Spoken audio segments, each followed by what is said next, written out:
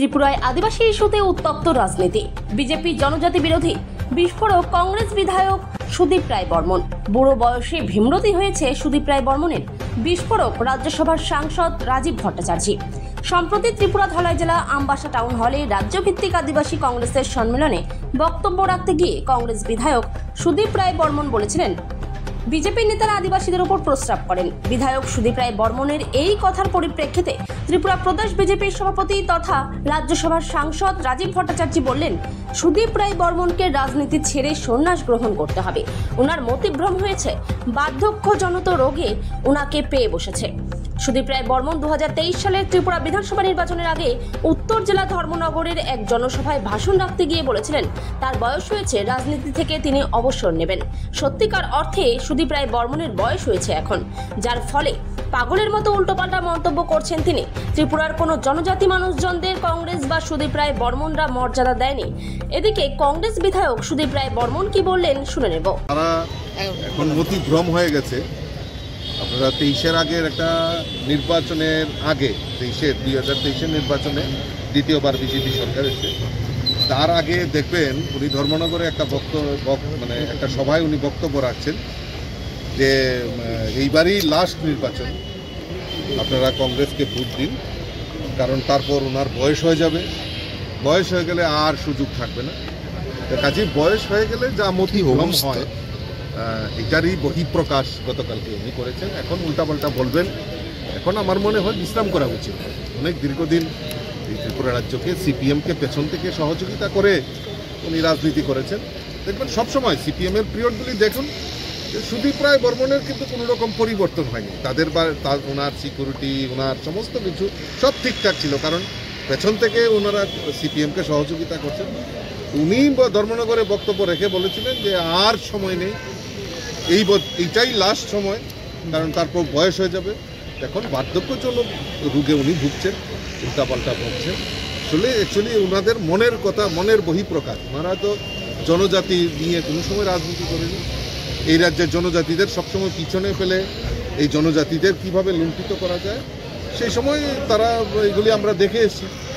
এটারই বহিঃপ্রকাশ হয়েছে এবং তাদের যে নৈতিক অধঃপতন তার বহিঃপ্রকাশ উনি গতকালকে করেছেন ধলাই জেলায়। গত পরশুদিন যখন কংগ্রেস একটি প্রেস মিট করেছিল, সেই জায়গার মধ্যে তাদের যে কেন্দ্রীয় নেতৃত্ব ছিল তারা বলেছিল যে বিজেপি নাকি গুন্ডাগিরি করছে। সেই ব্যাপারে কি বলবেন? গুন্ডাগর্দি, এটাকে যদি গুন্ডাগর্দি বলে তাহলে গুন্ডাগর্দি করছে। তারা তো এই সন্ত্রাসবাদীদের সমর্থন করছে। 25টা বছর এই রাজ্যের বুকে কংগ্রেসের মধুসূদন সাহা প্রাক্তন বিধায়ক নিহত হয়েছেন। কংগ্রেসের যুব কংগ্রেসের নেতা বাপটু দেবল দেবরায় নিহত হয়েছেন। আরো কংগ্রেসী বহু নেতা এই কমিউনিস্টের সন্ত্রাসে নিহত হয়েছেন। আজকে সেই কমিউনিস্টদের সেই সন্ত্রাসের সঙ্গে ওনারা অ্যালায়েন্স করে নির্বাচনে বৈতরণী পার হওয়ার চেষ্টা করছে। তারা সন্ত্রাসটা দেখে এসছে। কাজেই বিজেপিকে গুন্ডাগার্দি বলছেন। বিজেপি গুন্ডাগার্দি করে না, তাতে বিশ্বাস করে না। রাজনীতি হিংসা আমরা বিশ্বাস করি না, কারণ মানুষ বিজেপির সঙ্গে রয়েছে, মানুষ বিজেপিকে সমর্থন করছে। গুন্ডাগার্দি করার কোনো প্রয়োজনীয়তা নেই, কারণ ভারতীয় জনতা পার্টির সঙ্গে মানুষ রয়েছে। আমরা মানুষের জন্য কাজ করব, সমাজের জন্য কাজ করব, রাজ্যের জন্য কাজ করব, রাষ্ট্রের জন্য কাজ করব। এই নিবেদিত প্রাণ নিয়ে আমাদের সংগঠন তৈরি হয়েছে। একটা বলে না, উল্টা চোর কোতোয়াল কো ডাঁটে, এরকম পরিস্থিতি হয়ে গেছে। আমি জনজাতির ভাই বন্ধুদের যারা এসছে তাদের বিরুদ্ধে আমার কোনো রাগ নেই, যদিও তারা লোহার গেটে তালা ভেঙে তারা আমি যেখানে থাকি সেখানে প্রবেশ করেছে, প্লাস্টিক চেয়ারগুলো ভেঙেছে, ইট পাটকেল ছুঁড়েছে, কিছু একটা জানলা ফালনা গুড়িয়ে দিয়েছে, ভেঙেছে। আমি তাদেরকে দোষ, তাদের বিরুদ্ধে আমার কোনো রাগ নেই, অভিমান নেই, কারণ আমি তাদের স্বার্থ সংশ্লিষ্ট ব্যাপার নিয়েই তো কথা বলছিলাম। এটা তো ঘটনা। বিজেপি দল তারা SC, ST, OBC মানসিকতার দিক দিয়ে তারা বিরোধী। তারা পারভার্টেড মানে বিকৃত মস্তিষ্ক এই তিনটে সম্প্রদায় নিয়ে, SC, ST, OBC নিয়ে তারা তাদের মাথায় বিষ ভরে রয়েছে, তাদের ঘৃণা করে। এরকমটা ঘৃণা না করলে একটা মানুষ, বিজেপির দেবতুল্য কার্যকর্তা মধ্যপ্রদেশে ওপেনলি কারো গায়ের উপরে প্রস্তাব করতে পারে? তো এই কথাটাই তো গতকালকে তাদের এই ঘৃণার মানসিকতার কথাগুলো বলতে গিয়ে আমি এই ঘটনাটা উল্লেখ করেছিলাম। অন্যায়টা কি করেছি? আমার তো বানানো গল্প না, বিজিবির মতো আমি বানিয়ে কথা বলতে পারবো না। ফুটেজ রয়েছে, আপনাদেরকে এখন কালকে বক্তব্যের পরে ফুটেজটা আরো ভাইরাল হয়েছে। তো এগুলো তো ঘটনা।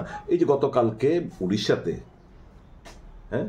দুজন এসসি সম্প্রদায়ভুক্ত লোক দুটো গরু কিনেছে। গরু কেনার অপরাধে তাদেরকে কেন গরু কিনেছে, তাদের যারা গোরক্ষা বাহিনী তাদের কেন মোটা অঙ্কের টাকা দেয়নি, তাদের কি করলো মাথার দিকটা মুড়িয়ে দুজনকে কুকুরের মতো মুখে ঘাস দিয়ে তাদেরকে কুকুরের মতো হামাগুড়ি দিতে হয়েছে, মারধর করেছে। তো এগুলো তো কি পরিচয় দেয়? পরিচয় দেয় বিজেপি তাদের জেনেটিক্যালি তারা ডিফেক্ট, জেনেটিক্যালি তারা ঘৃণা করে আদিবাসীদের, জেনেটিক্যালি তারা এসসিদের ঘৃণা করে, ওবিসিদের ঘৃণা করে। তারা উচ্চ বংশের যারা রয়েছে, উচ্চ বর্ণের লোক, তাদের পূজারী, এবং তারাই ডমিনেট করে বিজেপিটাকে। তো এই কথাগুলো যদি আমি সত্যটাকে সত্য বলে আমি যদি মানুষকে জাগ্রত করার চেষ্টা করি, আদিবাসীদের কথাগুলো যদি আমি বলি, আমার দুঃখ হয় কিছু ইমেচিওর জানেও না হয়তো এই ঘটনাগুলো যে ঘটেছে।